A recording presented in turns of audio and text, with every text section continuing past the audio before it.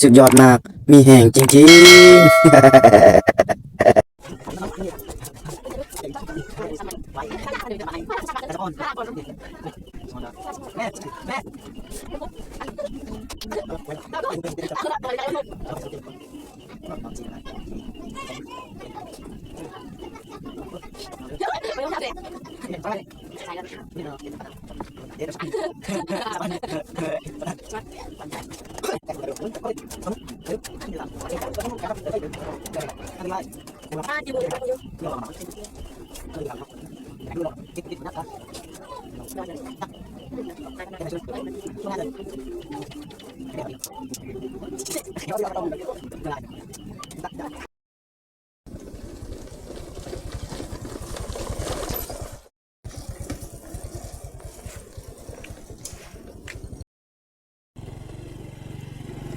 ก่อน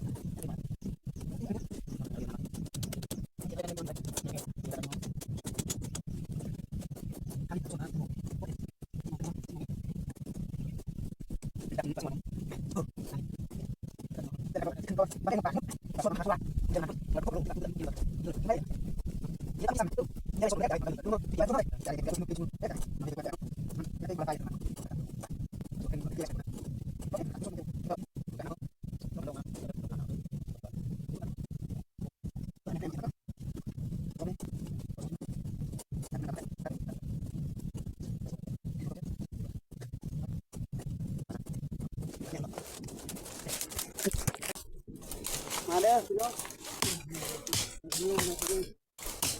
มาเจอแม่ขยู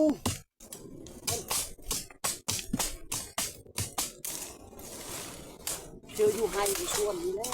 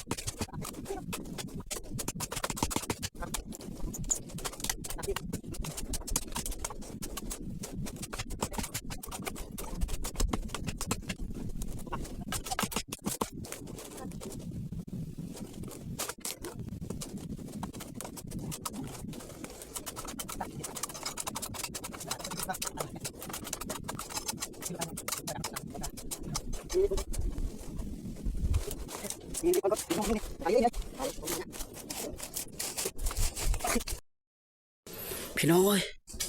นี่เบิ่งตัวต่อนี่หางตัวต่อ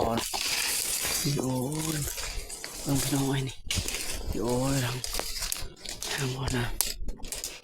โอ้ยนี่หางตัวต่อเนาะนี่ถ้าเจอตอนที่มันยังอยู่นี่คงได้กินเนาะนี่หางตัวต่อโอ้ยจักแม่นยังเนาะกินนี่โอ้ยตัวต่อนี่บ่แจงเนาะบ่แจงปานใดเนาะมื้อนี้ผมบ่มีแสงแดดเนาะนี่ต่อนี่โอ้เอ้ยมาเบิ่งนำกันนี่ โอ้ย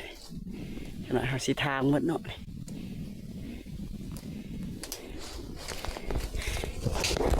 เอาบ่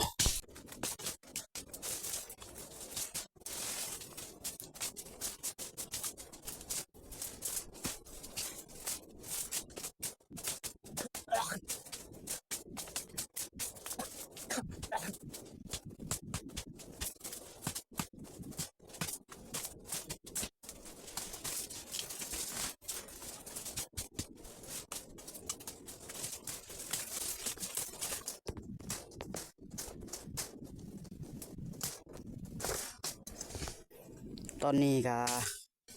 หมดเย็ดแล้วเนาะรังของโตต่อเนาะนี่พี่น้องเอ้ยเด้อหมดงามหมดดำเนาะมันเย็ดแล้วเนาะตัวดำเกินตัวหมดดำบ่ดีบ่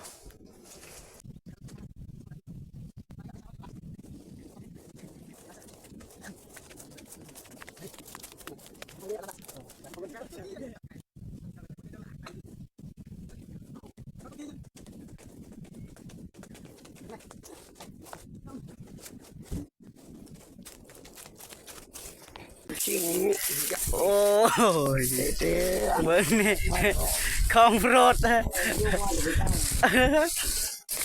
นี่ของโปรดของทุกคนนี่เบิ้งนี่ทุกคนนี่เบิ้งนี่โอ้ยมีแต่ตัวแซ่บๆเนาะนี่โอ้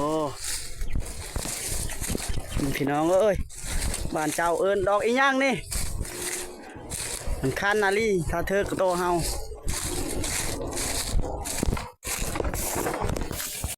ถ้าคลิปนี้มีประโยชน์อย่าลืมกดไลค์กดแชร์และกดติดตามทุกช่องทางที่ติดตามเฮาขอขอบใจ